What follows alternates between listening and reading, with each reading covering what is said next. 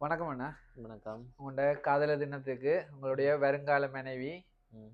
சர்ப்ரைஸா கிஃப்ட் அனுப்பியிருக்கிறாங்க. அதோட கேக் எல்லாம் வந்திருக்குது. செலிப்ரேட் பண்ணியிருக்கிறீங்க. எப்படி ஃபீல் பண்றீங்க? எதிர்பார்க்கல. ஓகே. செஞ்சிருக்கிறாங்க. நாங்கள் அவங்களோட ஊர்லயும் இல்ல தானே. ஓகே. வெளியில நிக்கிறாங்க. நானும் எதிர்பார்க்கல இந்த டைம். சரி, இந்த டைம் சந்தோஷமா? சந்தோஷமா இருக்கு. என்ன சொல்ல போறீங்க வைஃபுக்கு? எதிர்கால வைஃபுக்கு? இந்த இதுக்கு ஆரம்பத்துல சொன்னதுதான்.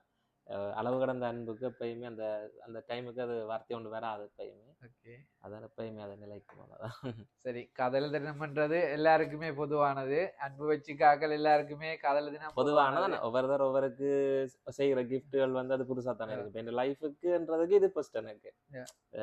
இது இந்த லைஃப்லன்றது இந்த காதலர் தான் நான் வாழ்க்கையில லைஃப்ல கொண்டாடுறது. ஓகே. எனக்கு இது வரைக்கும் அப்படி இல்லை. சந்தோஷமா இருக்கு அதுல உண்டு. இந்த எதிர்காலத்துல இணைய போற மனைவி உங்களை ஒட்டுமொத்தமா மகிழ்விக்கணும், தன்னுடைய அன்பை பகிர்ந்து கொள்ளணும்னு சொல்லிதான் இன்றைக்கு கிஃப்டா அனுப்பி இருக்கிறா. எனவே இன்றைக்கு இருக்கிற மகிழ்ச்சியோட நீங்க காலந்தோறும் திருமண வாழ்க்கையில இணைஞ்சு சந்தோஷமா இருக்கணும்னு சொல்லி எம்ஆர் சர்ப்ரைஸ் சார்பா வாழ்த்துறோம். அதோட இன்றைய காதலர் தின வாழ்த்துக்களை உங்களுடைய மனைவி குவேனியா சார்பாகவும் எம்ஆர் சர்ப்ரைஸ் சார்பாகவும் தெரிவித்துக் கொள்றோம். நன்றி.